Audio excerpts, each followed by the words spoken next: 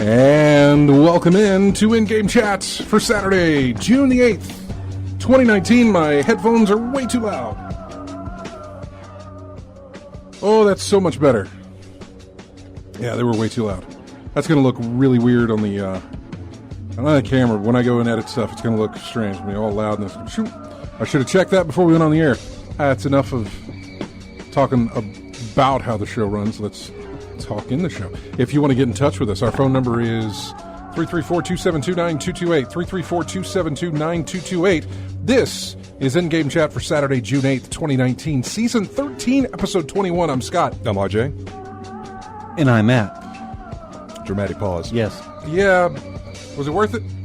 I think so. All right. Do we need the drama? Have we not had enough drama this week? Have we not? You can check out In-Game Chat for all the links to get in touch with us. You can call us. Like I said, the phone number 334-272-9228. We got a lot to talk about, though. You can find us on Twitter at In-Game Chat. You can find us on Facebook there. You can email us, everyone at In-Game Chat. Nobody ever does it anymore.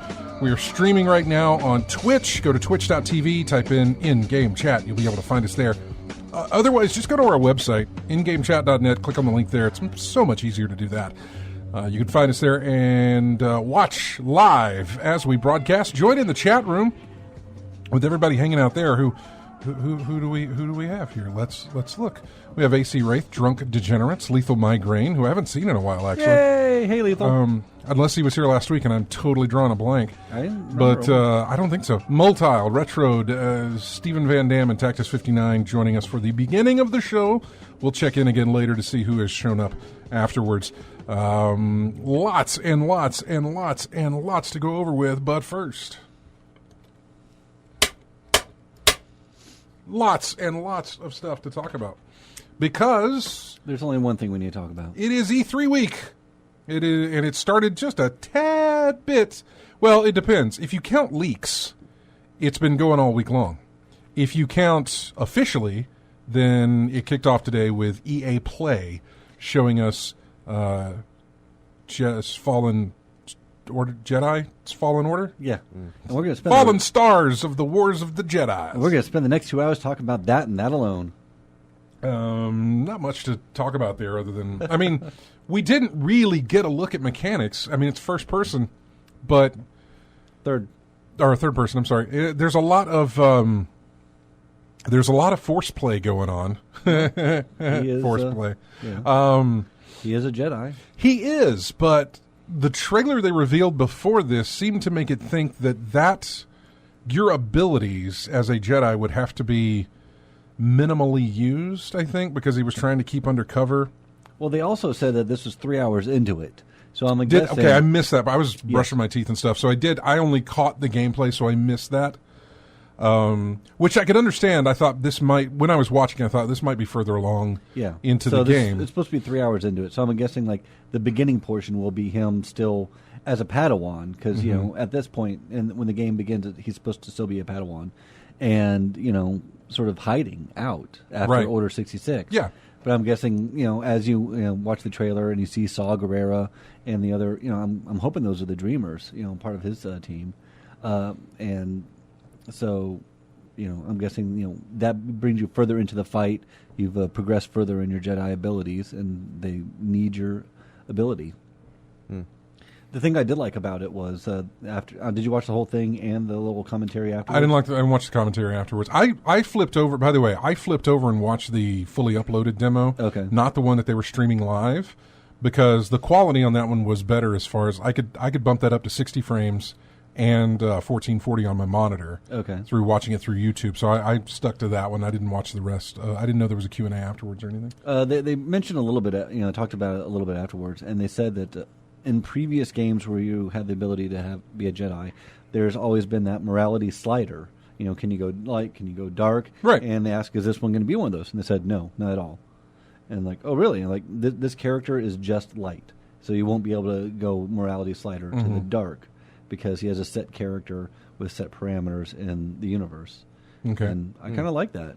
You know, he has his story to tell, as opposed to being, you know, I think back to the old Jedi Knight 2, you know, well, Dark Forces 2 Jedi Knight, where, you know, they had the two different endings for Kyle Katarn, either if, you know, the good ending or the bad ending, and one was official for the time. Canon. One wasn't. So they're just like alleviating that and be like, no, this is going to be his story. Mm-hmm. Yeah. I guess kind of like how Force Unleashed. I mean, there wasn't really that much of a morality slider for that one either.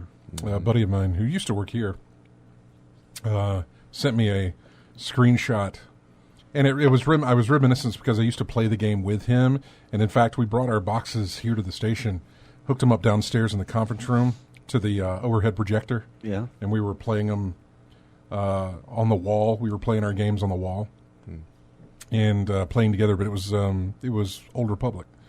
Isn't that what that is? The MMO? Yeah, Old Republic. Old Republic, yeah.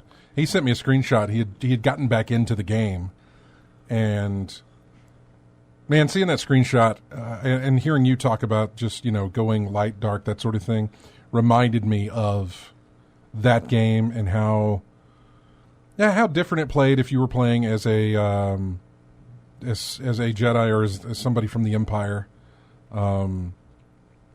playing as any one of the different classes that they had available. And I played Trooper on that one. Well, I did too. I played Commando, or is that the same thing? Yeah, yeah. The Republic Trooper. I thought it was Commando though because I had that big chain gun. I think that's one of the branches that you could do. Okay, because that's the one I went with. You went with the heavy gunner. Mm-hmm. And then on the other side, I went as a.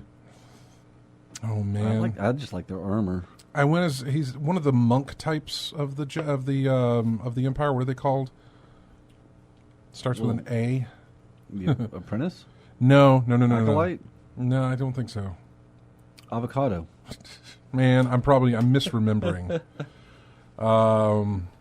And technically, it's not the Empire. That would still be, well, I guess Sith Empire. Classes in Old Republic. If this is the online, what was the Sith Inquisitor? I'm sorry, Okay, Sith Inquisitor is who I played as. That didn't start with an A. No, it doesn't. Not at all. Because there was a Sith assassin, and I did not pick the Sith assassin. I went with Sith Inquisitor, and I also picked the Trooper. I didn't want to go Jedi in that game. I did both because I remember. Well, no, I didn't go Jedi. I went Commando. I did not Commando. I did not go. You're right. I didn't go Jedi, which again, flipping over to the dark side, whatever you want to call it, playing as a Jedi there and making those evil choices felt. Maybe it says something psychologically. Felt good. It felt good to be bad, I guess, was the case. Because, look, you're running around as a Republic, as a commando, and you're helping all these people, like, oh, my kid's lost. Can you go bring back my kid? And I'm like, you're a horrible parent. Don't let your kid get away. I can't say that, of course. But, I can't be, I can't tell the truth in a I guess in a way that's just practically mean, but still. Being a Sith Inquisitor on the other side was like, oh, my kids are in a trap building. Good.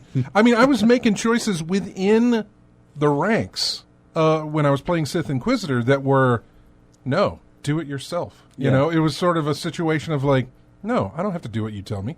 Yeah. No, I answer to such and such. I don't answer to you. There were some loyalties that I kept in that regard, and I guess it was mainly to the Emperor himself. But before not the Emperor. Well, whoever that was, whoever the lead person was whoever was in charge. Yeah, because this is 1,000 years before. It was, but whoever at the time, I'm just saying, I was only loyal to my boss, as it were, on that side. And anybody else that was coming at me or had any kind of sway of like, hey, we can take out your boss and we can run this thing. And I was like, no, I will kill you where you stand right now. And I didn't care. Republic Commando, I was like, I'd come back to my guy, and he's like, go do this. And I'm like, yes, sir. Go do this. Yes, sir. And I was like, I have to go do what the officer tells me to do. And I've kind of been wondering about getting back into that. It's free to play. They're still putting out content for it. Yeah. I mean, it is Star Wars, and it is EA. So, I mean, they're probably going to... BioWare? Yeah. So they're probably going to continue making content for it. I think I wouldn't be able to continue with my character. I'd have to start all over again. Oh, I would easily start all. Now, I hit rank level on my Republic, my Commando.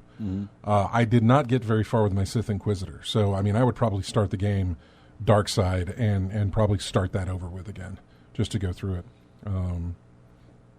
If I were to do that. I remember a lot of good things, especially when I make the comparison to Destiny. I don't like to do that, but a game that gives you a ship that you can actually walk around in was kind of nice. A game that gave you ship missions that you actually flew fight. and fought in your ship. Yeah. A novel idea, right? Was really, really cool, you know. Instead of just a ship being a loading screen. Yeah, I get that. Yeah, and there's some really good looking ships that they give you in Destiny, which it's horrible that you can't do anything with them. I mean, not a thing. Even looking over at Warframe, and I don't know if you ever got into how far you got into Warframe, or even if you got into it at all. You get a ship that you can walk around in and customize, or at least seemingly. I didn't get very far to know if you could, but you know there were options of you're unlocking this part of the ship, this part of the ship. So. Customize stuff to fly in space missions. I know that much. In Warframe? In Warframe, yeah. No, I really. I don't think it's the ship. It's some apparatus that you have to get later on in the game that you can customize and give the loadouts and everything to fly out in space for space missions. Yeah. But let's go back to Fallen Order and get that conversation out of the way first. One of the things that I'm doing with the info that I keep here in front of me to let me know what to cover today. Normally, I go from beginning of the week to now, but instead I reverse this one. I'm starting at today and going back. So just because things started hitting about Wednesday and Thursday and Friday, things started hitting that were pretty big events, and I was like, we should just hit those first rather than wait to get to them at the end of the show. So Jedi Fallen Order released or revealed today. November 15th. November 15th for a release date. PC, right? I think. I've only seen available on console. The Xbox, popped up, the logo popped up. Right, and Wario64, who I follow on Twitter, who gives me all the deals and stuff, he only had a PS4 and Amazon listing for PS4 and for Xbox, but I imagine it's going to be PC through Origin as well. Might even be part of the Origin Pass, or whatever that is. Maybe. Might be an easy, like, $15 to join in for the month, play it, and there is no multiplayer. I know. The problem, I like the idea, and I don't have any qualm with any way that anybody goes to play the game however they want to. But I feel like buying it, if only to make a statement of, don't stop doing these kind of games. Not necessarily Star Wars, but these single-player, story-driven adventure games. Don't stop this. Yeah. I mean, it's great to have multiplayer components and stuff. And EA has a ton of those. But it's also nice just to have a story that you can do on your own. As much as I like, running around with my friends, just sometimes Nathan Drake by myself is just as equally fun. Yeah. Because it's a story that they want to tell me, and I'm willing to, hear how it goes. I did have a lot of feelings of, not necessarily Uncharted, but I mean the entire time I'm watching it, because I am just a fanboy of Amy Hennig and anything that she's ever done. I'm not making comparisons, but I couldn't help but wish I could be seeing what her vision was going to be. Yeah, with Ragtag. Yeah, I mean, obviously it was not going to put you in the shoes, sandals, whatever they wear, as boots of a Jedi. You were going to be I think it was like a smuggler. Smuggler type person. Yeah. I still wished I could have seen what it was that they had planned. Which, as much as, and I am looking forward to Fallen Order. Part of me is just like I like other things other than Jedi. Because we're almost too saturated with, Force wielders and Jedi. Well, with them doing what they're doing, they're not going to shy away from the money. Yeah, and I understand that's what a lot of people want to wield, a lightsaber. I don't blame them. But, part of me is like, as much as I'm like, it'd be interesting to have something else. I know. But I'm still kind of interested in this time, in the timeline, after Order 66, before, Luke, leaves Tatooine, sort of that, in between 3 and 4 era. Yeah. So all right, let's. We'll see. It's coming out in November, and I'll buy it. There's 15 minutes that you can watch on YouTube right now of gameplay. Again, we don't have an idea of too many mechanics. The way he was throwing around his force powers felt like there was no penalty in using them. Felt very much well, I'll just do this every single time. I did see a force, Oh, I did too, but it rarely got down to a sense. The level of probably the force bar, I don't know what that's called, but the stamina, whatever it is, the level of that bar rarely did it get near half when he was using his powers a lot. But, I mean, this is also not released. This is what it alpha. is. It was alpha footage. I get it. So they could tweak it. They could, whatever. I get it. We don't have a lot of info, and with the Xbox logo popping in front of that thing, we might get more information tomorrow. Yeah. During Xbox's E3 presentation. So, we'll see. We'll see. We'll put that on the list. We'll start with something that happened last night, which was just a whole lot of leaks. Okay, I see what this is. So there was a leak from Bandai Namco. They had a security flaw on their website, and it had a lot of leaks that were revealed. We got what is it? A security flaw on publisher Bandai Namco's website led to a major new E3 leak that reveals 3 new games. The From Software game with George R.R. Martin collaborating. Mm-hmm. That, I believe, is called Elden Ring. It's a new game from the makers of Dark Souls and Sekiro. In collaboration with George R.R. Martin. We don't really know much about it other than we got a title. Let's see, what else do we get? A remastered version of the first Ni no Kuni. Yep. I've always wanted to play that game, so... Looks like a Switch version of the non-remastered version is also coming too. And then something called Tales of Arise, a new game from the long-running JRPG series, also for PC, Xbox, and PS4. Chances are high we'll see all 3 of these during Microsoft's press conference tomorrow afternoon, and we'll get some more info then. So, yeah, a lot of leakage there. We got a leak from... at last year's E3, Microsoft announced that it had bought 4 independent studios in an effort to step up its first-party development. One of those was Ninja Theory, the developer behind Hellblade, Senua's Sacrifice, and DMC Devil May Cry. We haven't heard much since then about what the studio is working on. However, Friday there was another leak, and we found out what their next game is. It's called Bleeding Edge, a 4 versus 4 online multiplayer action game. The trailer was cam footage, but again, we'll probably know more about that tomorrow during Microsoft's press conference. So the next one, Ubisoft leaked Watch Dogs Legion. Which, fine, you keep going to this well. Where's my damn Splinter Cell, people? I played a little bit of Watch Dogs and a little bit of Watch Dogs 2. I haven't touched Watch Dogs. I have it, but I haven't touched it. It's all right. Just not Splinter Cell.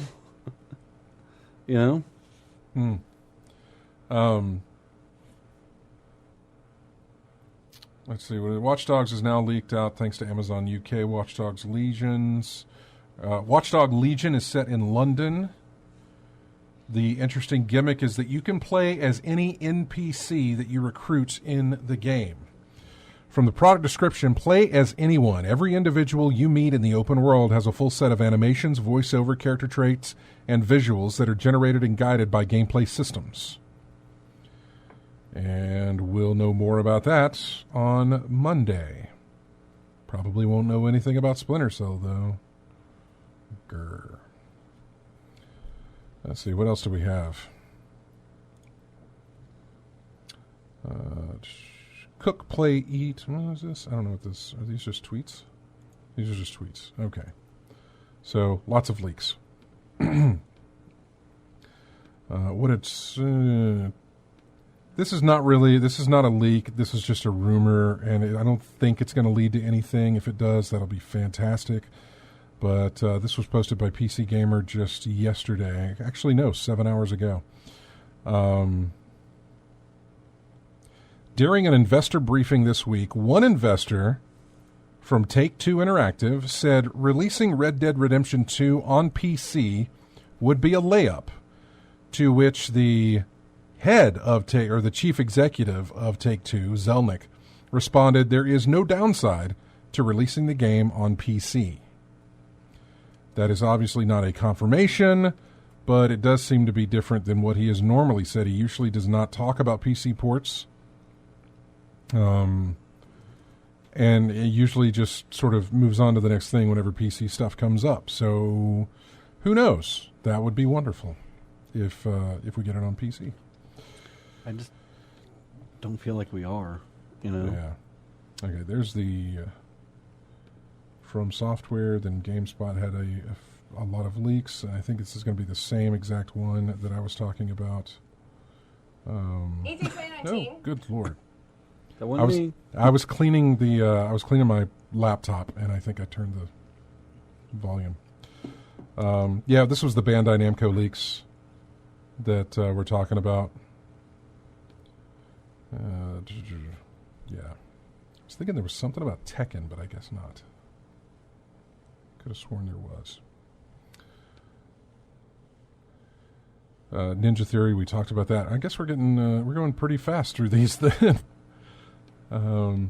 Bethesda has said that they will finally ship out the Fallout 76 canvas bags. Yeah. The plastic ones or the canvas ones? We are expecting to ship the Fallout 76 Collector's Edition canvas bags starting next week. This was posted on June 6th. Once the final date is confirmed, our team will be following up on those submitted tickets. We appreciate everybody's patience. That's so they say. When it actually gets in the player's hands, sure. Yeah. Then I'll take it at your word. Speaking of Bethesda, they've got a E3 presentation tomorrow as well. In fact, hang on, let me look. I have a list, and I want to kind of keep that list open of the press conferences that we're getting tomorrow. We already did Electronic Arts. Microsoft is tomorrow at 3 p.m. Central Time. Tomorrow afternoon.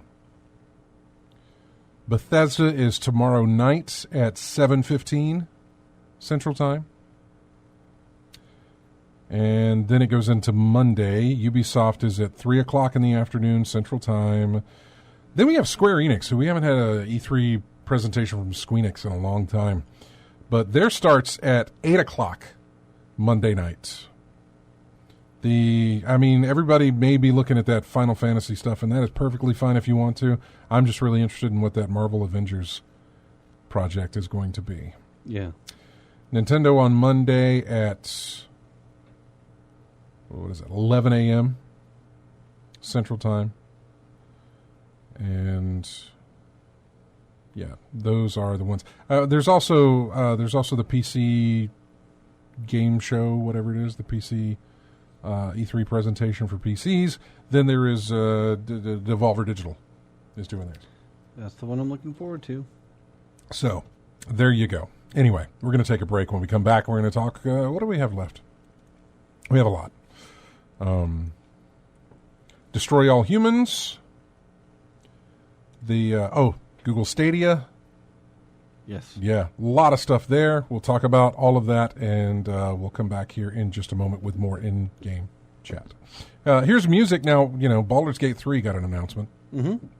I ain't played a single Baldur's Gate in my life. No. I don't know what I'm missing. What am I missing with Baldur's Gate? They're D&D. One of the best D&D, computer games around. Okay. Well, Baldur's Gate 3 got announced, so I thought, why not get some music from previous Baldur's Gate? So I got Baldur's Gate 2, the main title theme there. We'll come back with more of In-Game Chat right after this.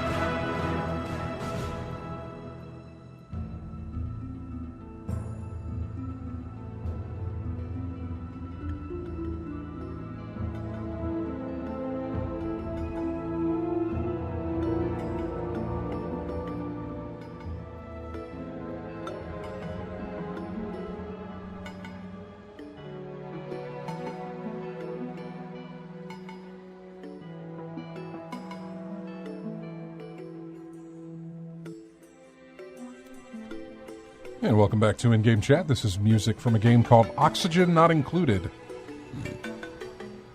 This is Day Theme 4.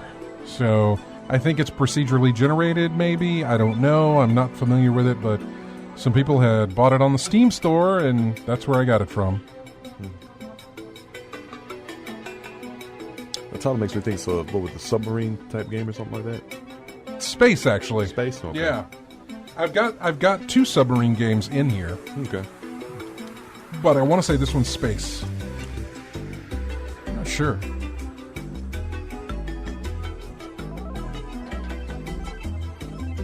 I'm digging it. You digging it? I'm digging it. Anyway, It sounds happy. It seems to. There were not some happy themes that I came across looking for music there. So let's get into Thursday. Was it Thursday? Yeah, it was Thursday that we got the news about Google Stadia.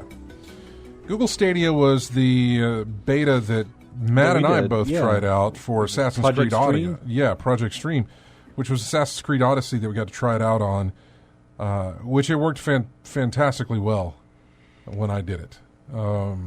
It was. I want to say it. I don't want to use the word game changer. I hate that word. But it really felt. It was kind of nice to just play a game in my browser. Yeah, actually. A total, like a AAA big time game in my browser. Yeah. For a while there, I actually was forgetting that I was playing it in the browser. Oh yeah, it was easy I was to just forget like, that. la la la, I'm just playing the game. Very easy to forget that. It was wonderful too. There were no hiccups. I had no issues playing it. It didn't eat up. It didn't eat up my computer to run it. No. I was using hardly any resources other than most of my internet. But even then, it wasn't that bad. How much hard drive space did you save? Well, I mean, I have the game now and it's installed. But so. I mean, well, not just hard drive space, but think of not having to worry about your upgrading your graphics card every how many years you do it. Because, yeah, I ran into that actually because, the Quake RTX demo was released.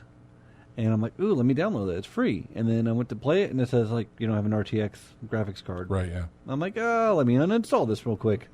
Yeah, you need one of those to do that. So, but I mean, it was really nice. That was nice and enjoyable. Google Stadia that they showed off on Thursday didn't tempt me in any way. right. The way that they have it set up does not. It doesn't entice me to want to be a part of it. But it didn't show off anything? Oh no, they did. I like there are certain ideas about it that I like. Yeah. And there's also certain ideas about it that I like for other people who maybe, who again don't have the computer to run certain games. Assassin's Creed Odyssey being a prime example. I was playing that in at least HD, maybe higher. Yeah. And it looked beautiful. There was no lag. It played beautifully. Everything was there, and it was wonderful to be able to do. Now let's put it in Destiny's shoes, because Destiny 2 is coming to that, and let's see how a first-person shooter can work out with Google Stadia. That I have no idea. But we'll go over a few of the hit points on this, and then when we come to the ones, I'll tell you. Here's my issue here. Okay. It doesn't have a set release date, but it will arrive in November of this year. The only way to access Stadia at launch is by purchasing the Google Stadia Founders Edition. That includes a limited edition Night Blue Stadia controller, a Chromecast Ultra, a 3-month Stadia Pro subscription, and a 3-month Buddy Pass to give to a friend. It'll be available this year in a bunch of countries. Google plans to add more regions in 2020. First, let's go with the fact that Google is doing this. Mm-hmm. Google has a history of starting stuff and then killing stuff. There is a graveyard of Google projects just that have started dead. and then stopped. Even great projects. And some that have stopped without understanding exactly why, because they were fine. Just felt like it. And so I'm a little bit. So there's that. That's way on the back burner, but it is something that's in the back of my head of like, Google doesn't like to stick to things. Understandable. But that's fine. Let's go with the price. The Founders Edition costs $130. And I already told you what that includes the Chromecast Ultra. The Ultra alone runs for $70 by itself. The included subscription will only last you 3 months. Additional controllers cost $69 on $70 on their own. So, what is that? 70. It's $140. So already you're getting two things for $10 less. Plus you're getting that 3-month subscription. The subscription is $10 a month. So there's another $30. So I guess the value you're looking at is $170 for $130, basically at the outset. Mm-hmm. But then you've got to hit the subscription service for $9.99 at $10 a month after those 3 months are over with. That gives players access to the cloud gaming service, also free games, and the ability to play games at up to 4K, 60 FPS, HDR with 5.1 surround sound if you have fast enough internet speed to run it. Stadia Base, which isn't coming until next year and won't give the extra goodies, will be available to consumers for free, given they have the equipment necessary to play its games. Stadia Base is free to access basic Google Stadia services, purchase games through the Google Store, and it gives you the max resolution of 1080p, 60 frames per second in stereo. Stadia Pro is $9.99 a month. You get all the base benefits. You get the up-res if your internet can hold it, and also access to select free games as long as you're still subscribed, and exclusive discounts on games. You'll also get a limited time access to Destiny 2 and its expansions.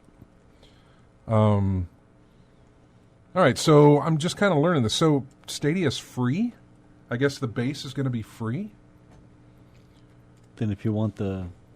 But do you have to buy games through their store, though, in order to play the games on their service, right? I don't know. I don't either. I hate to speculate, not 100% knowing. Yeah. I'm not sure on that. If your equipment can handle it. Well, that was one of my things, because I thought you had to pay $10 a month for this service. Yeah. So maybe you don't. But you have to buy the games through them, and you're not actually buying physical games. You're buying the ability to stream those games. So if I buy Assassin's Creed Odyssey or Destiny 2, I have to buy it through them. So then you have to pay for the games. Yeah. Yes. Chat said, yeah. You have to buy the game through their store. But still. He says, it's basically Xbox Live. So, but I mean, if it's $10 for a brand new game as opposed to, 60. Yeah. Sure. Open up this page real quick. Oh crap! I hit it wrong. Oh boy. Oh God! Stop doing this. I hit the wrong thing. Let me put this in here. There we go. All right. There's the link, and it's IGN article, and they go over all the different stuff. Now, the internet speeds, you can see what I'm seeing here. 10, if you have 10 down, you can do the 720p, 60 frames per second stereo, 20, 1080p, 35, you get 4K. The recommended minimum is at 10. I don't know. It depends on how well your internet is. Plus the fact that some people have caps on their internet. Yeah. Mm-hmm. And if you go high on this, it's going to eat through your cap very fast. Yeah. Hardware requirements. A desktop computer. A PC with Windows 7 or higher. You need a Chromecast if you're doing it on TV. Also Chrome as well. So, yeah. You need Chrome. Mm-hmm. Okay. Yeah. I mean, that would make sense. Yeah. So, it's just, there's still, I don't know. It just doesn't seem like it's something that obviously it's, Lethal Migraine put it best. It's kind of like Xbox Live. Yeah. Although Xbox Live means you get to play online and you get maybe a few games free every whatever. Every month. but you still have to buy the machine, and then you also have to pay for the service. But if I go out and physically buy games, I can play them on my Xbox machine, even if I don't subscribe to Xbox Live. Yeah. Whereas if I play, but if you play them online, I guess it's the same way. I'm buying them on the Stadia, but I at least have to have internet in order to play them. Good internet. I don't physically have them in my hand to take to some other place and play. Although if I have a computer that has internet, I can do that. I don't know. You don't have total access anytime you want, though, like you said there. Yeah. Anyway, there's still some questions. Everything you're describing, it does look like a definite wait and see. But I tell you, man, it was one of the most interesting things to play on my PC when I was doing the beta. Not because the game was whatever, but the fact that I was playing a game that I did not install and wait to install on my system, that I didn't have to I didn't have to open up a client. It was in the browser, and then suddenly, boom, and you're playing. I'm in there and I'm playing. And it stayed there with me, too. It didn't matter if I moved over to my iPad, which I don't even know that my iPad could really run this thing. Something we were talking about, I brought it up, was that just recently Apple announced that iOS, their operating systems would be compatible with the wireless Xbox and PS4 controllers. Which was kind of cool to think about, because then I could technically play on my iPad or my iPhone if it has the ability to, if the internet can hold and bring that stuff in, I can play that even with the controller, which is kind of an interesting idea. I don't think it's ever something that I would do, but it was an interesting idea. So I'm trying to let me read a few of these comments here, because I just want to read the room basically, and see what they think about it. Google has their hands in too much already. Last thing I need is them peeking in on one more thing I do. Can't be any worse than Facebook games, man. Green sticky stuff. I don't play Facebook games, and I'm not exactly sure. I don't play a lot of mobile games, so yeah. And I know you can probably play them in your browser as well through Facebook, but I don't even do that. So what about like at work? Just sitting there at work and. Well, not on any computer in this building. Yeah. Windows 7 is not on any computer in this building. Yeah. We don't have anything. So like some people at work, they'd be able to let me just log in and play. Oh, no, totally. I mean, I wouldn't be able to because they have our network closed down. I'm sure. Super strict. I am sure. So yeah, I don't know. I look forward to hearing what other people say about it, to see where that's at. It might be a situation now, if Google Base is free, it might be a situation where a game releases and I might actually pick it up on Google Stadia if I don't feel like upgrading my PC. It sounds like something you get if you want to try out the game for an extended amount of time. Well, no, because you have to buy the game outright. Okay. Yeah. Oh, okay. Through their store, you buy it, and then it's yours. It's tied to your account. Okay. You bought it. This is not a subscription service that gives you access to. And when you stop the subscription, you stop that. Like PlayStation Plus. They have a situation. The $10 a month subscription will give you access to some of those, but they haven't said what those games will be. But it's there, and that's a possibility to do. But I imagine probably the games that you want to play probably won't be included in that $10 a month. But I do not know. I really don't know. It doesn't seem like I understand. It doesn't. It sounds too good to be true. There's definitely a catch or some strings. I don't know that it actually sounds too good to be true. I think I just want to know more, especially about the lineup. Baldur's Gate 3 was announced for it. Yep. It's interesting. What else do we have here? The controller that comes with it. Games, Odyssey, Baldur's Gate 3, Borderlands 3, Darksiders Genesis, which was announced this week as well. Doom 2016, Doom Eternal, Destiny 2. Let's see. Mortal Kombat 11, Metro Exodus, Elder Scrolls Online, Tomb Raider Definitive Edition, Shadow of the Tomb Raider, Rise of the Tomb Raider, Ghost Recon Breakpoint, Division 2, Youngblood.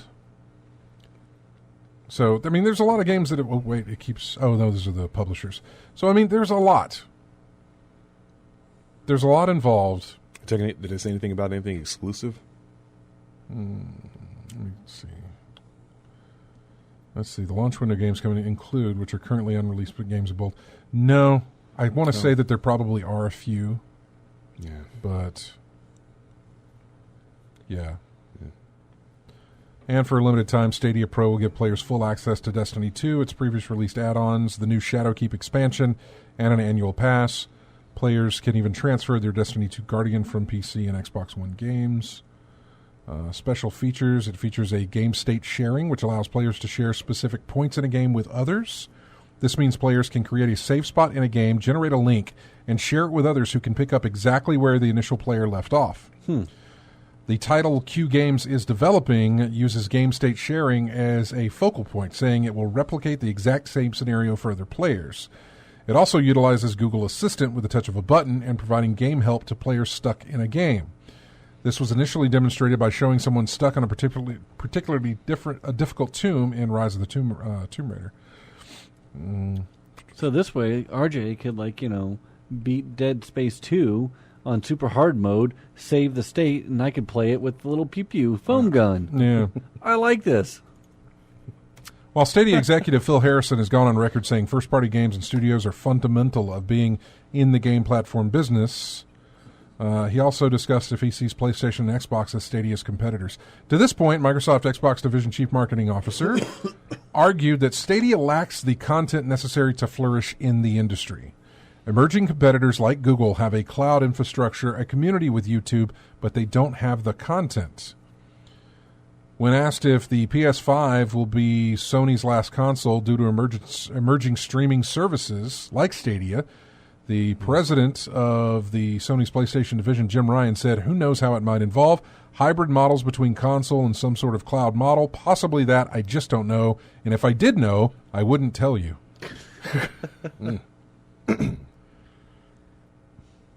Yeah. We'll see where that goes. For me, I love the idea, and I am all for opening doors for gamers to play games in any kind of way they want to. This streaming these games is fantastic. It looks wonderful. It plays wonderfully. It seems to work brilliantly, honestly. The more I was kind of excited about it, the more I heard about it, the less. Actually, that was it. The more I heard about it, the less excited about it I got. And I sort of just put it in the back of my mind. I was like, okay, well, that's good. I'm glad it's there. It's another option for people to take. It's just not an option I'm going to take. Mm-hmm. But it really was nice playing Assassin's Creed Odyssey. It actually might be something I do for those single-player type games. Yeah. Like Shadow of the Tomb Raider, something like that. That is a hefty... it could be hefty on the system. Something, I don't know, maybe pick it up that way. I'm not sure. And it also depends on the price. It's always good to have options. Well, if I'm paying full price, man, it just feels like I want that. It's not that I necessarily need that physically in my hands, but to know that I own it more so than just to be able to stream it. That's how it is for me. I've always been used to having a physical copy in my hand as opposed to digital. I'm not so used to that. But even digital copies from Microsoft and Sony and even Steam, on the PC, even those digital copies feel more physical than what this does, if you know what I'm saying. Yeah.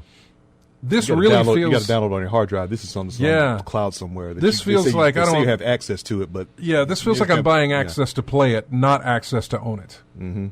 So it doesn't feel like I actually own it, especially if Google does what they do and kills something off.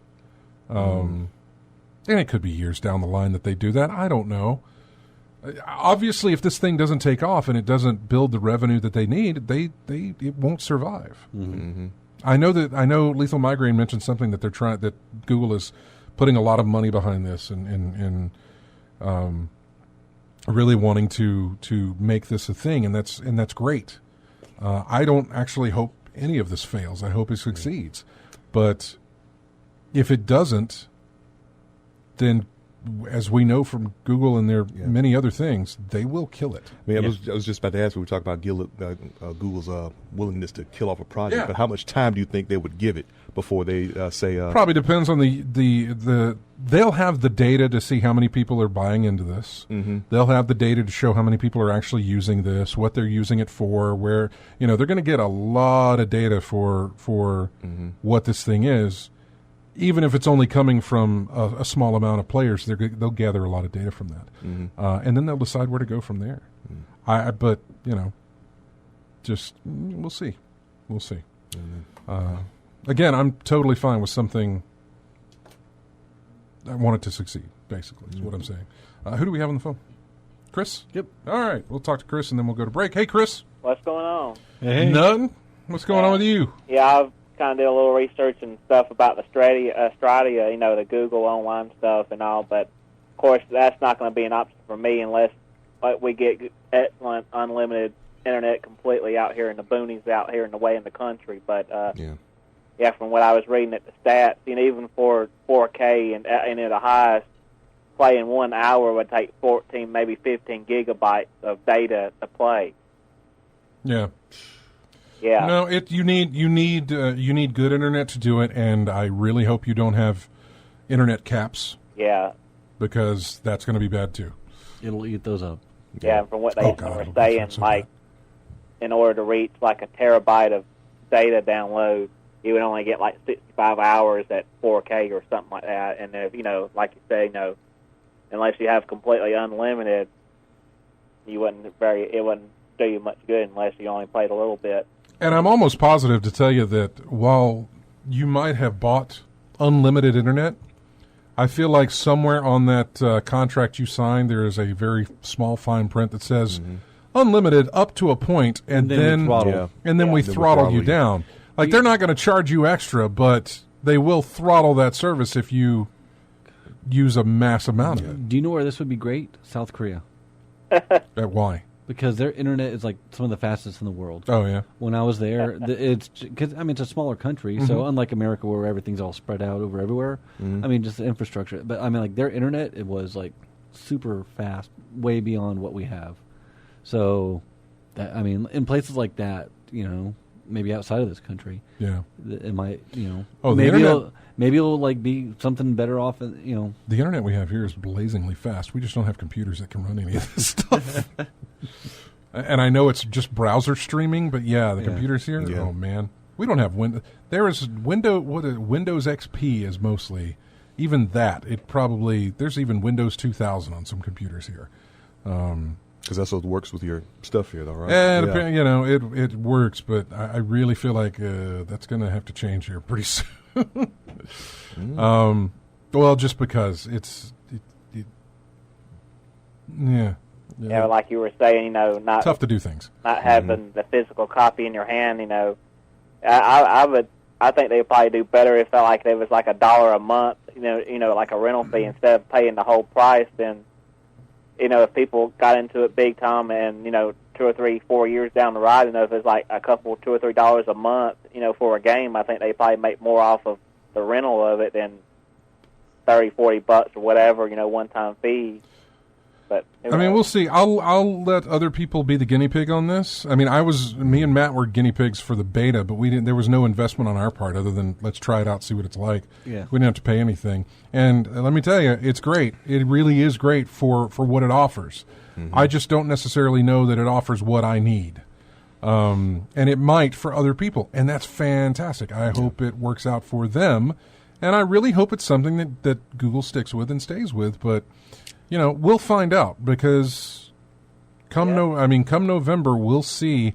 Google is likely never to release any sort of information on the sales of this thing, other than to say sales were good. Thank you. That's it. Yeah. They're likely to never.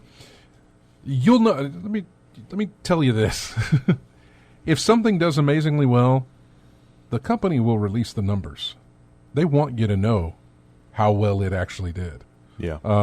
If it does amazingly well. If something does amazingly well to where they can say, yes, we made a certain billion amount, this is how many units we sold, and it is a staggering number, they will release that. Something to hang their head on, something to brag about, something to show off to investors. Yeah. They will tell you that. Big trophy to hang on the wall. Exactly. Yeah. It's a gloating factor. It's a confidence booster. It is a, here's what we did when you guys thought we couldn't. And now we're going to kill it. And now we're going to kill it. Yeah. Speaking of killing it, we have got to go to a break and kill this segment. So thanks for calling in, Chris. All right, y'all have a good one. Take care. Take care now. We'll be back to cover out more of the E3 stuff that came out this week, because we got a lot more. And we'll talk about it here in just a bit. Going to break here with our first of the submarine games I was talking about. I put a link in our Google chat about this game. Mm-hmm. It's a sub-sim, 16-player co-op submarine simulator type thing. I want to use the word simulator very loosely. It's not like Silent Hunter. I don't know. I don't think so. That's like a very... But Silent Hunter wasn't co-op where you guys were on the ship, right? Yeah. I don't think it was. No. But it was very much simulator. This is more like Fallout Shelter, but on a submarine. Did you look at the trailer that I posted? No. Oh, okay. I will. It's in GChat. Think of it where you see the inside of the sub. You see the outline on the inside, just like Fallout Shelter, where you see the inside from underground. What's the name of it? Barotrauma. Barotr. Wait, I think I did. Yeah. Yeah. Trauma. Barotrauma. And everybody has functions on the ship, and 16 players co-op the ship, and you can, you maintain it and do the maintenance and that sort of thing. So, anyway, this is called Phantom from Space. We'll be right back with more in-game chat after this.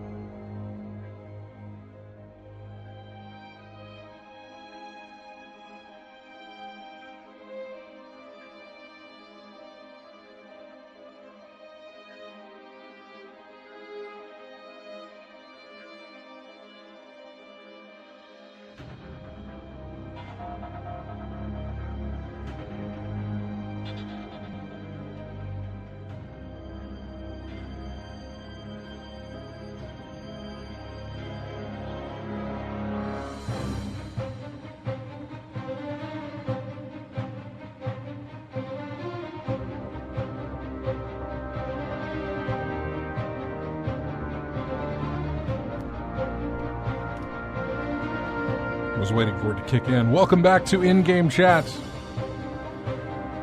for Saturday, the 8th of June. I'm Scott, RJ, and Matt are all here with us.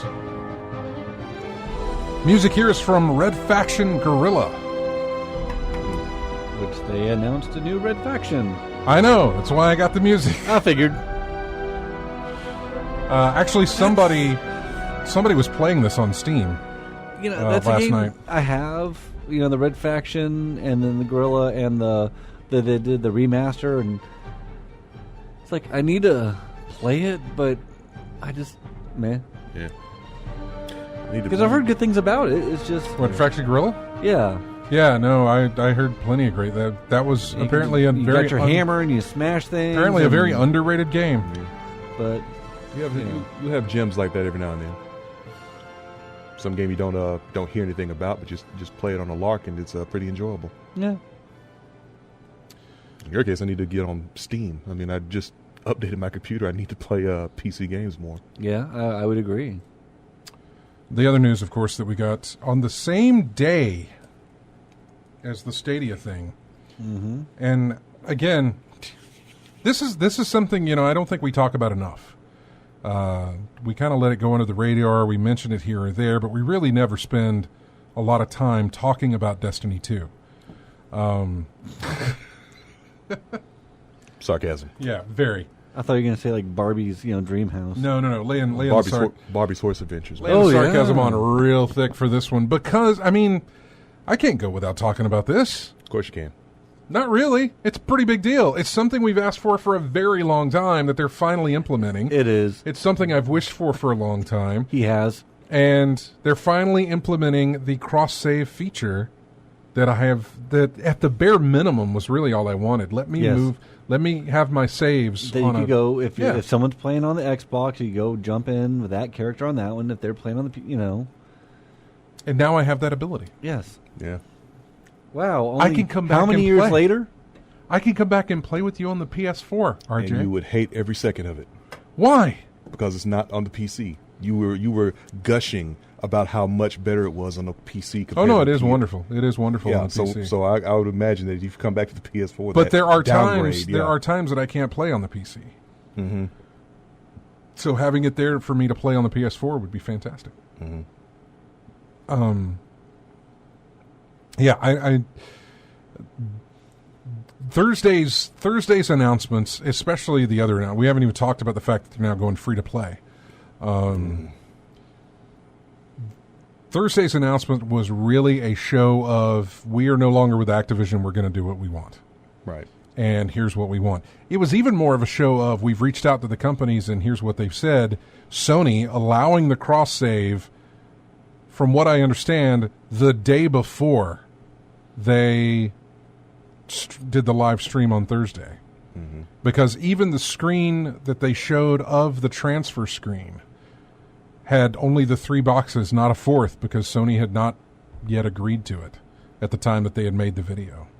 So it was something that was revealed very, very late in the game. Mm-hmm. And it's fantastic. Next to actual cross-play, which that's great. That would be wonderful if they did it, but I just don't ever see them doing it.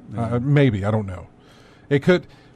If crossplay becomes more of a thing that comes out of this generation or this late in the generation into next generation type stuff, if crossplay becomes more of a, crossplay, everything starts to have crossplay on it. Yeah, it's been done before. I could see that happening. But right now, I don't think crossplay is only on a few games. Although Call of Duty coming out in November with crossplay, that's a huge title to be able to do that. Yeah. And if they can, then I think others will, and I think eventually that barrier will be broken. Street Fighter V comes to mind too. Mm-hmm. We'll play with folks on PC or PS4. I think it'll eventually get there. I don't necessarily know that Destiny will eventually get there, but I think the idea of crossplay no longer being a question of does it have it, just a reality that it always will, is getting closer and closer. Yeah. So. Now they're moving it to Steam. They're taking it off of Battle.net. They're going to move it over to Steam. Seeing a Steam page for Destiny 2 was pretty strange to see, but there it was. And I saw a couple of people add it, or I say a couple. I know you added it to your wish list. It's on my wish list. Random flat out bought it. James put it on his. Plenty of people added it to their wish list. That's wonderful to see. And we're getting this all come September the 17th. When year 3 of Destiny 2 launches. This is going to be an expensive end of the year for me. I have to rebuy some things. Yeah. If I want to play on PS4, I need to buy the Forsaken campaign and the annual pass. That right now is $40. Did you buy Forsaken? You didn't buy Forsaken, did you? No. Well, that right now is $40. So, Why is it going to be expensive to you? MechWarrior 5 is an insta-buy for me.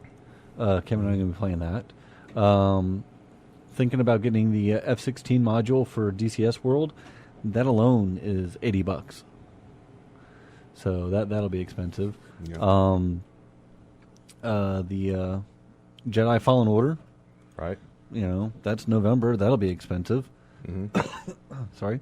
Okay. Not to mention, I might, do the Destiny, and there's other stuff around there that I've been wanting.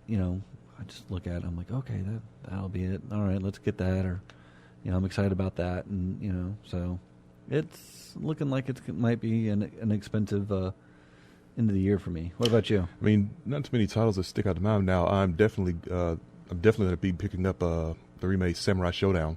Oh, Definitely going to be picking that up. When's that coming out? That's the 25th of June. We're going to be picking that up.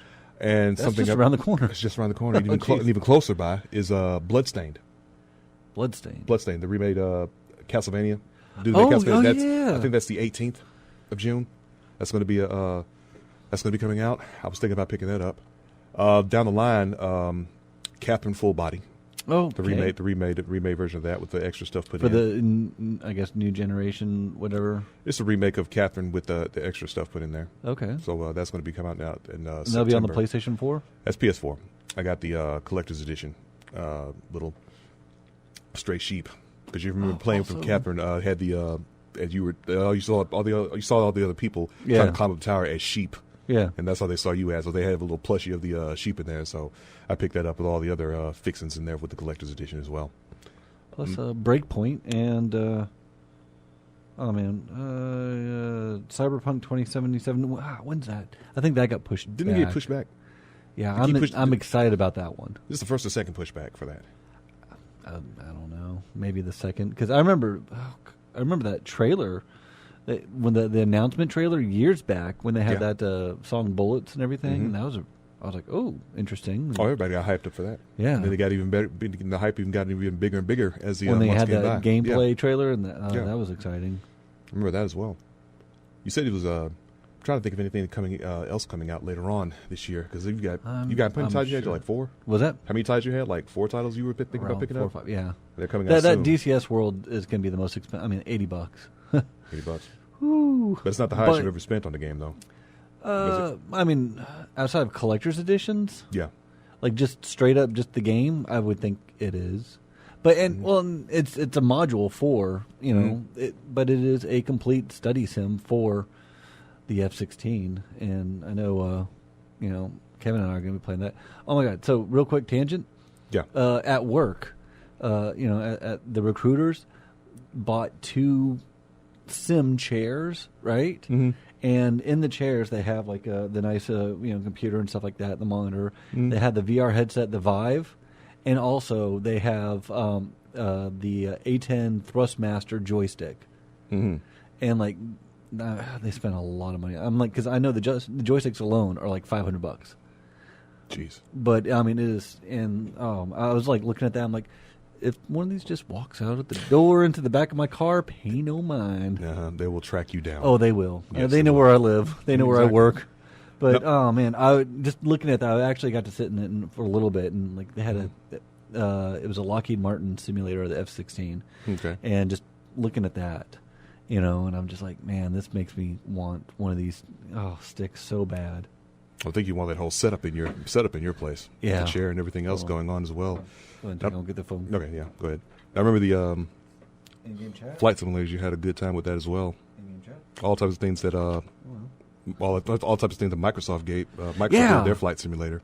I think Lockheed Martin bought out the Microsoft Flight Sim. Mm-hmm. That's what they were saying.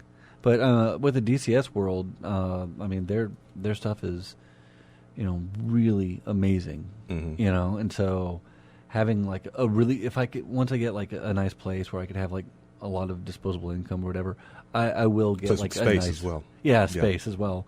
I will upgrade my computer. I will, I'm looking at doing that. I want the headset. I really want that joystick because it is actually for spec a A10 throttle and joystick. Mm-hmm. With the buttons and everything. I mean, I'm looking at that. I'm like, yeah, that's exactly what they look like in the cockpit. Yeah, I mean, at least you'll have something else to use with that thing, as opposed to we talked about Steel Battalion years ago.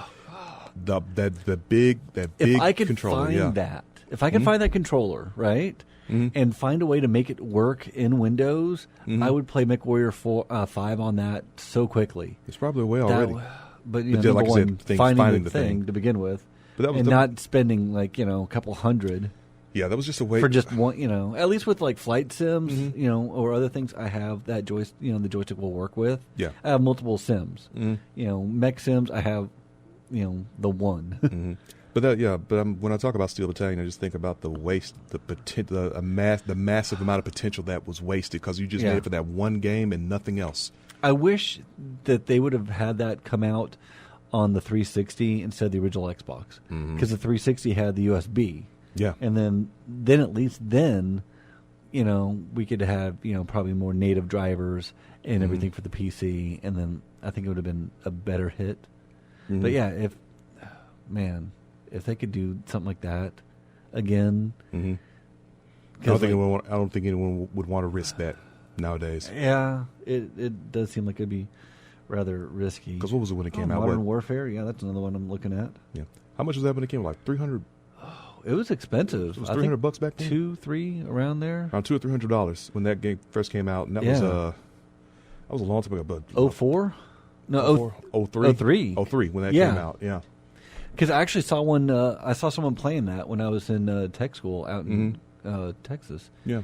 And like they had it in the day room, and like they were just. I'm like looking at that joystick, and just like, my goodness, that's amazing looking. Yeah. Huge. I was thinking of Sega's Mech Fighter Virtual On, because that's a twin stick. It's a twin stick controlled game. Yeah. And that was twin sticks on the Steel Battalion thing. And the way you could, if there was a way to hook that up and set it up, someone probably already done that by now. But I was thinking if someone could do that and hook it up with that way, that would be real fun to play with that way instead of on the Dreamcast controller. I wish we could bring back. I'm looking for more mech games. Because it's been, years since we've had a Mech Warrior. We had one teased years ago, but then that fizzled out, and now we're getting this. But like a good, like mech game is so much fun. Yeah, it was like a fad back then. It just fizzled out like a fad or something like that. A lot of it actually became down to, specifically for the Mech Warrior brand, was litigation with Harmony Gold. Great. You know exactly where that's going, right? Yep. Because of Robotech. Yeah. They had they were like, all right, these are the mechs. I think they were the unnamed is what they called them, and they were like saying, hey, this is too much like our designs, and there was a back and forth, like it was going on for decades. Yeah. The litigation between them, and then with Microsoft and FASA, they had a little bit going on with like the Mech Assault, but that kind of fizzled and did nothing. And so it just sort of fizzled out a little bit. Yeah. We do have MechWarrior Online. I haven't played that. Let's see. Delinquent Ask Me. I played Armored Core when it first came out, way back. Armored Core, I remember that. That was a lot of fun. Yeah. Didn't it like simplify? Just like get out there, just put the equipment you want on there, and then go out there and see what happens. And smash things. Yeah. Okay. Yeah, I remember that one. It's like Armored Core. Would have got like to 5 or 6. I forget. Chrome Hounds. That was another good one. I just, I want like something. Oh man, can you imagine like a nice mech game set like where you're fighting kaiju, kind of like a Pacific Rim. Yeah. Where you're just like duking it out in the city, smashing things and punching monsters. That'd be fun.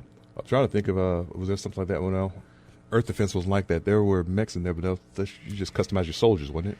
Yeah, and like a lot of those games like that, it doesn't feel like you're in a mech. It just feels like you're in a, mech skinned person. Mechish, yeah. Yeah, to me, mechs have a certain weight to them. They have a certain feel. Yeah. Let's see. AC Wraith saying that he needs to get the BattleTech. No, I completely agree. AC Wraith, you need to get the BattleTech game. It is amazing. I need to get the season pass for that because they already have 2 of the expansions out, and they're coming out with a 3rd. Yeah. And that game, if you've ever played tabletop BattleTech in your life, that HBS BattleTech game is just like that on your computer, and it is a lot of fun. But yeah, to me, there's like a weight to a mech. You know, Yeah, they're not agile. Some of the nimble ones, like Even the agile ones ain't nimble. but you're still like a big giant robot. Yeah, it's a big robot. Yeah, So- there's a lot of weight. There's a lot of mass and weight to move. Yeah. There was something else I was thinking about with Steel Battalion as well. One of the biggest features of the controller anyway was the eject button. The eject button, because if you died in that game, You're all dead. all your All your save progress. data is gone. And I don't know if anybody can handle that nowadays. Having every time you play, you lose your potential of losing all your save data. Everything think you built up over time. That would be a good, option. Like a hardcore mode.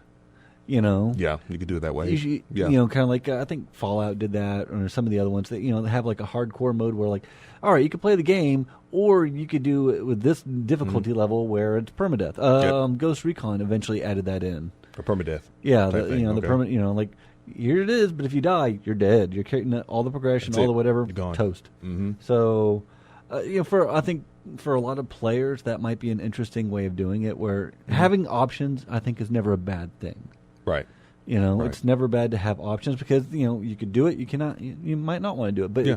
the fact that you have that option to do it is, I think, really good. Because the thing about that eject button was, I remember people would have an issue because they're like reach over to hit eject and then forget that you have to lift the glass the lid glass up up, and yeah. you got to hit the button. So how many times? I did you kill almost someone? want to watch someone play and to flip it and hit it real quick and be like, Yeah. "Ha I gotcha." Yeah. How many times? So how many times you hear someone like smack the glass. plastic? Oh, Yeah. Then by the time they get the button up, it's too late. Your mech's gone. Mech's gone, yep. Everything's now you got to start over again. Mech stuff, huh? Yep, Yep, next mechs. stuff. Fun. We need a giant robot fighting kaiju game. Hopefully with a controller like the Steel Battalion one. You Yeah, can find one. Rock'em Sock'em robots. Did you get off on talking about movies while I was gone? No, Oh, okay. No. Wasn't sure. I didn't even mention that I saw Godzilla and it was actually fun. Right, that's what I figured was. But anyway, No, we talked about mechs. Next. we're going to go to a break here. In fact, it's a break for a game that got announced as a remake. Destroy All Humans is the music. This one comes from the first game. That sounds like a great idea. It's called Furon Theme is the name of it. Anyway, well, see, I told you we wouldn't spend too much time talking about Destiny. Yeah, We never do. never do. We never give We don't get into the meat and the bones of it. the game what it deserves. No. We might when we come back. Anyway, here's Destroy All Humans. We'll be back in just a bit.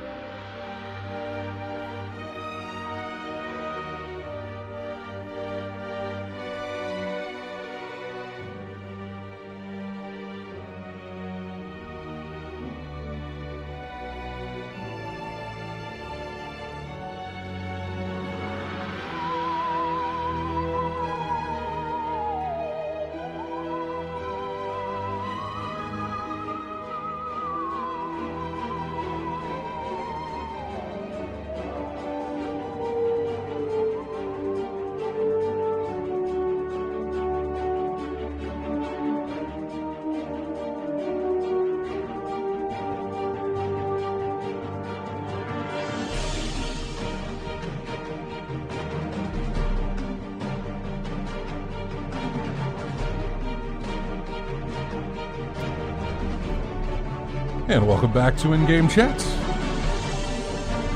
This is music from our second submarine game called We Need to Go Deeper. I am not sure on the validity of this track, though, because it's called Unidentified Music 1. Seems legit. And I've also never played the game, so I have no idea if this music's actually in the game or not. The look of the game, from thumbnails that I saw on YouTube, doesn't seem to fit this sort of style of music. But I don't know. It sounded good, and I'm going with it. Anyway, welcome back to the show. All right, let's talk about Baldur's Gate 3, because we only briefly mentioned this, but it was confirmed from the makers of Divinity Original Sin 2. We're getting Baldur's Gate 3. It's going to be on Google Stadia and also on PC. They have not announced consoles that I know of, but I imagine it will be there as well. I don't know really much about it, and they don't know if it's going to have anybody from Baldur's Gate 1 or 2 being involved. Again, I am not familiar with the Baldur's Gate franchise, so I can't tell you either way what I saw looked good or not. I saw a lot of excitement online. I saw plenty of people very, very excited about this title. And they weren't. They also weren't throwing out that jaded. What's the word I'm trying to think of? Anyway, they weren't crapping on it. Basically, they weren't saying, "Well, it's not the original developers. It kind of looks." Basically, we haven't seen anything other than a trailer, so we have no gameplay from this. The fact that they are making it, I think, is something that is exciting for everyone who are Baldur's Gate fans. Not only that, but it's coming from Divinity Original Sin 2 creators, which apparently is a very, very good game. I've heard good things about that game, too. I've heard fantastic things about that game. So I think that, on top of everything else, just sort of gives them a sense of, hey, there is a lot of reason that this will go very well. And so I'm excited about that, rather than it coming from a different developer and you're like, they're going to turn it into a multiplayer crap fest, a loot shooter type thing, So the other thing was that Rocksteady announced on Twitter that a number of you have asked, so we wanted to let you all know up front that Rocksteady Games will not be showing at E3 this year. We'll be watching as fans, but remaining in London, hard at work on our next big project. Enjoy the show. That's all. This is E3 number, 6? that we haven't seen Rocksteady at. It's been a minute. Batman Arkham Knight was what year? I'll look it up. I almost don't want to know. I want to say it was 2016. Where's the time going? Right? It might have been 2017. What you got there for us, RJ? Batman Arkham Knight was released. Let's see. You're going to get 2014 October, and then on Windows for June. 2014? It was scheduled to be released in October of 2014. Then it was delayed to June 2nd of 2015. And then it was on Windows on June 23rd, 2015. Right, yeah, there was a delay of getting it on PC. Yeah. So it was 2015 is what we got. 2015. Mid 2015. So, there we go. It's been 4 years without a new Batman game. 3, I guess, if you count the year that it was released. That's a year. So it was released in 2015. We had a Batman game, but we haven't had anything since, or at least anything from Rocksteady since then. Which is about on par, I would say. If you are done with a franchise, which I don't necessarily know that they're done with Batman, but I remember Arkham Knight from a lot of them saying, here's the end of our little Batman trilogy that we were working on. This is the end of it. And they put a lot of effort into there. The DLC was fantastic that they released for it. So I can see them sort of like they're probably building a new engine. And they're really starting from scratch on whatever they're working on next. Then again, because of WB, Warner Brothers Games, they may have been involved with something to do with where Warner Brothers really thought their DC line was going to go that did not get there, and they may have had to start over. This is just complete speculation. And I don't want to say that Rocksteady is guided by Warner Brothers, but it's very possible that Warner Brothers was like, "We need you to come in with a we want a Justice League game.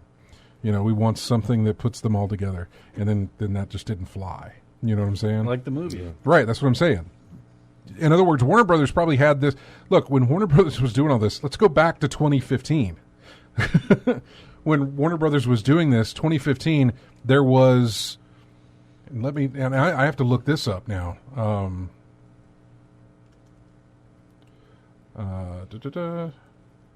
Okay, Batman Superman came out in 2016. Batman v Superman? Yeah. Was that long ago? Yeah, it was 2016. Wow. So at that time, Warner Brothers probably had an idea of here's where we're going with our movie side of things. And I don't necessarily know that had any anything to do with what the video games would do, but I'm sure there was some sort of aspect of like, here's what we're doing. If you guys kind of want to go in this direction, this is where we're going. We're going to do Batman, Superman. Then we're going to do all these other little movies with Wonder Woman and Aquaman and that sort of thing. And it's all leading into Justice League and then Justice League went to hell. And then, everything kind of fell apart out from under them. And I don't necessarily know what Rocksteady was working on. So, who knows? That's just pure speculation on my part. That's all. I don't know. WB Montreal is working on a Batman game as well, and they're not going to be at E3 to talk about it either. So, it's likely we're not getting anything Batman-related at E3, which is fine. What is Shenmue 3 got delayed to November. Yeah, it did. And also apparently not going to be on Xbox.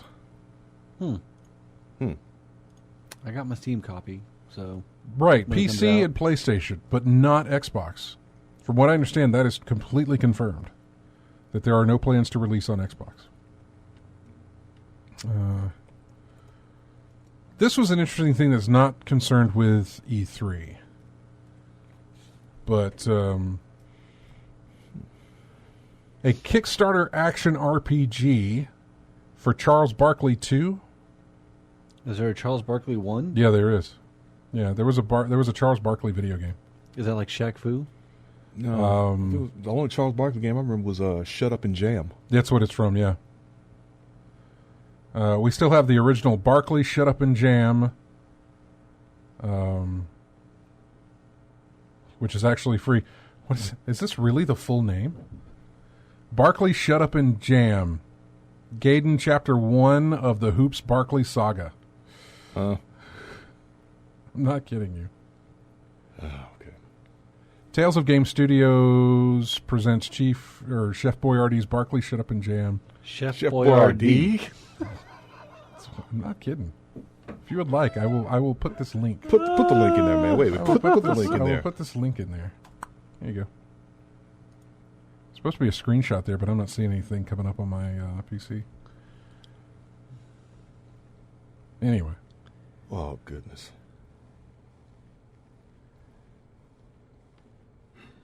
So back to this article from Rock Paper Shotgun. That game, it was Kickstarter. It was on Kickstarter, and it's still in development. But the bad news is that according to developers Tales of Games' latest update, development has been slowed to a crawl by most of the staff leaving. Offering a ballpark estimate, remaining developer and voice of the team's Twitter account estimates that production is a mere 85% dead. It publicly hit the fan over the weekend after one-time developer GZ, posting under the username Horatio, made several posts on the Something Awful Games forum. The studio has been radio silent on the project for a long time, and GZ confirmed many people's fears. He claimed that most of the developers had gone their separate ways years back. There had been the occasional development stream over the past year or two, but the video uploaded to the game's official YouTube channel in the trailer below is from 2015. Not long after, the studio's Twitter account confirmed most of the allegations, although denies that the project is dead. At present, the only core team member working on the game is apparently one person along with a part-time coder called Paperjack, and progress is still happening, though slowly. He says the game's Kickstarter funds were spent solely on development, but given that the crowdfunding drive happened nearly 7 years ago, it's unsurprising that funds have dried up. It's a rough situation for everyone involved, and over the next few days, he hopes to answer as many questions as he can from Kickstarter backers. Unfortunately, he appears to be primarily a PR person rather than a coder, so it's probably going to be a long while yet until we see anything playable released to the public. The game might just be on track for the November 11th, 2023 launch that was teased in the trailer. Wow, okay. I don't know what to make of any of that. I'm grateful that I have not really backed anything on Kickstarter that has gone completely belly up, that I've lost out on my money. I haven't yet. I have funded things on Kickstarter that did not reach their goal, at which point I didn't have to pay anything. Yeah. Mm-hmm. But I've never paid into something that got the goal and then just never came to a fruition. And some, I'm still involved in some stuff that is not considered dead. They still put out regular updates on what they're doing, but yeah, and it has to actually do, I think, with City of Heroes.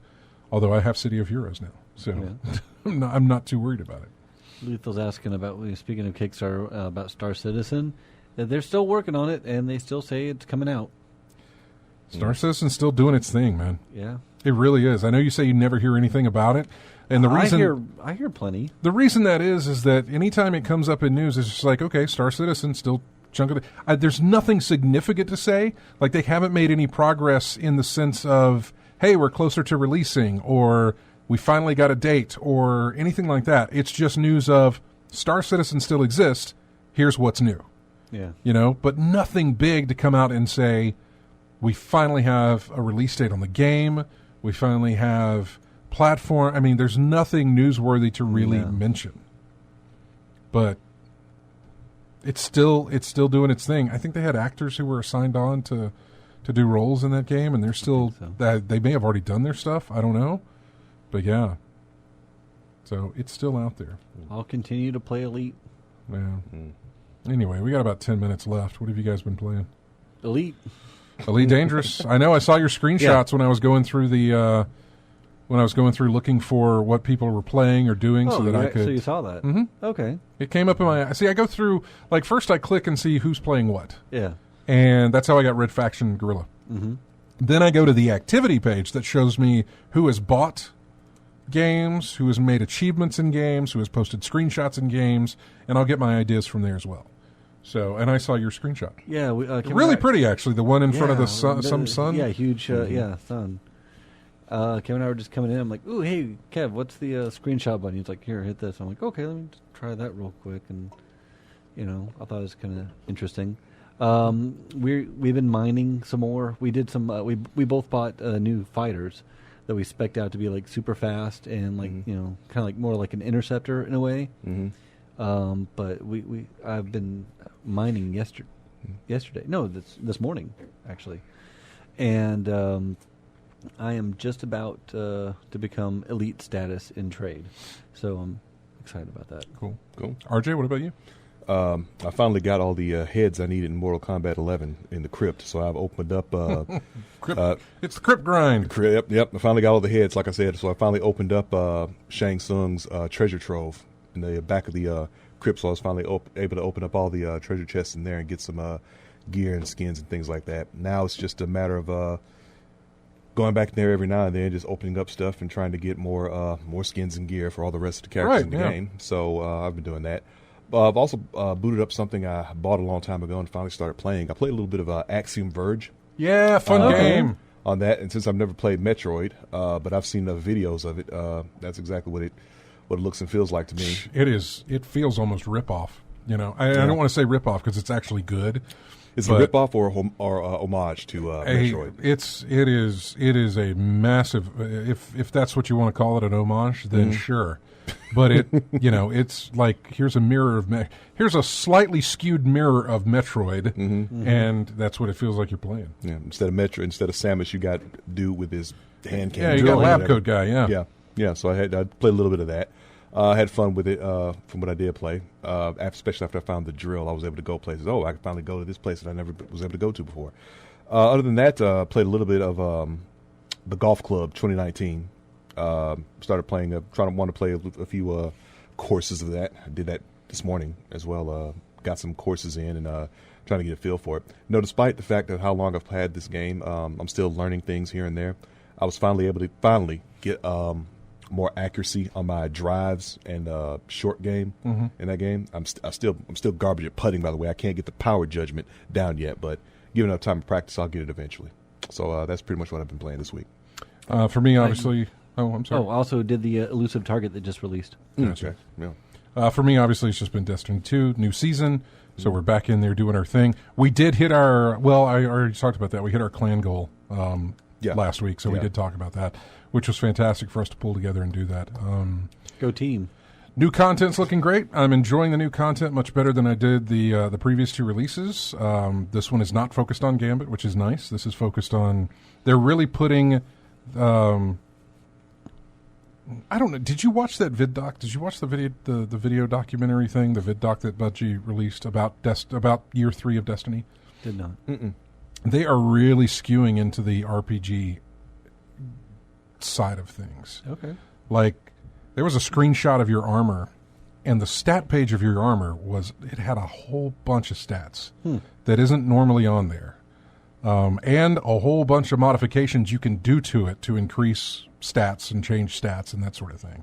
Sure. So they're really leaning heavy into that, it looks like, for year 3.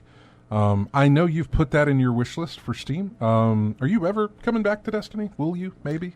Maybe. Yeah. It just all depends. Okay. I got tired of the Crucible stuff. That's what burned me out. Yeah. Mayhem's going on right now, and that's always fun. Yeah. That's this week's Crucible playlist thing. The menagerie that they have right now is a way to earn a lot of loot, and you can solo.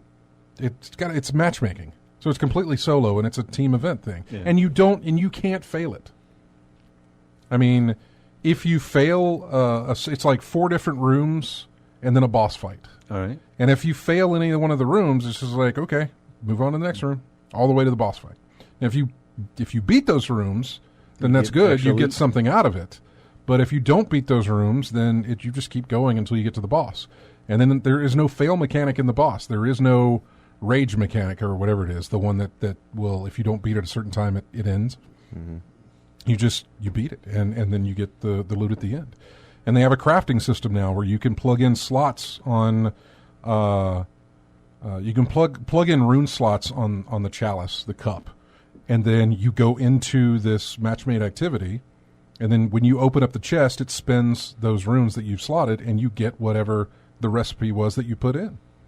And then you just do that over and over again. And then you play other parts of the game to get more runes to slot into the cup. It's really kind of cool. All right. It's nice that they implemented that. I hope they implement it matchmaking in other aspects that they don't, like the Nightfall, even like raids. And there is rumor that the early raid, the year 1 raids, are going to get matchmaking, which will be interesting if they do that. Still never done a raid in that game. Yeah. Of course, you'll get free to play Destiny 2, and all the expansions up to Forsaken. Mm-hmm. Yeah, so I'm just looking at some of the bullet points for what they're doing. So anyway, that's what I've been playing. We got E3 tomorrow, or at least we've got Microsoft, Bethesda tomorrow, and then Monday we've got Ubisoft, and is Nintendo on Monday too, or is that Tuesday? I think Nintendo's Monday. No, I don't know. We've got Ubisoft, Square Enix, and Nintendo, I believe, on Monday. So, where are you odds of odds of what? Ubisoft Splinter Cell? Yeah, 0. Unfortunately, I have 0. I think the most we got out of Splinter Cell was that little add-on level for Wildlands. I will say that